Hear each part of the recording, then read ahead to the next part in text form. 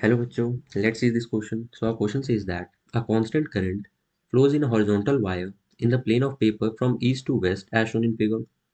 The direction of magnetic field at a point will be north to south, directly above the wire, directly below the wire, at a point located in the plane of paper on the north side of the wire, at a point located in the plane of paper on the south side of the wire. तो हमारे इस question में ये पूछा जा रहा है कि एक वायर है जिसमें से करंट फ्लो कर रहा है from west to east direction, और जो हमारा मैग्नेटिक फील्ड है वो नॉर्थ से साउथ डायरेक्शन में है।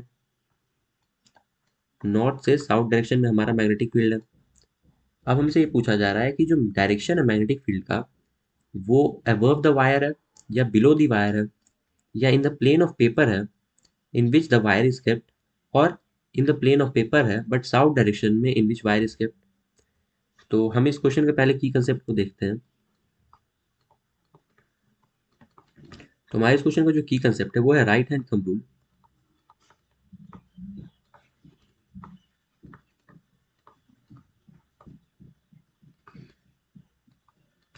दैट सेज अगर कोई वायर में करंट फ्लो कर रहा है तो हमें अपने थंब को, राइट हैंड के थंब को इस करंट के डायरेक्शन में रखना है एंड अपने फिंगर्स को कर्ल करना है। तो हमारे जो फिंगर्स कर्ल होंगे तो वो जिस डायरेक्शन में कर्ल होंगे वो डायरेक्शन हमारा देता है मैग्नेटिक फील्ड लाइंस का डायरेक्शन। तो इसी रूल को हम यूज करेंगे अपन इस क्वेश्चन को सॉल्व करने के लिए।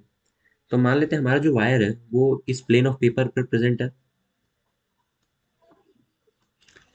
तो अब हम इस वायर से मैग्नेटिक फील्ड लाइन का डायरेक्शन को ड्रॉ करते हैं। हम अपने थंब को इस वायर के डायरेक्शन पर रखते हैं और अपने फिंगर्स को कर्ल करते हैं। तो हम फिंगर्स को अपने जैसे कर्ल करेंगे तो हमें दिखेगा कि हमारा जो मैग्नेटिक फील्ड का डायरेक्शन है वो है from south to north above the paper. South to north above the wire और above the paper, and from north to south below the paper.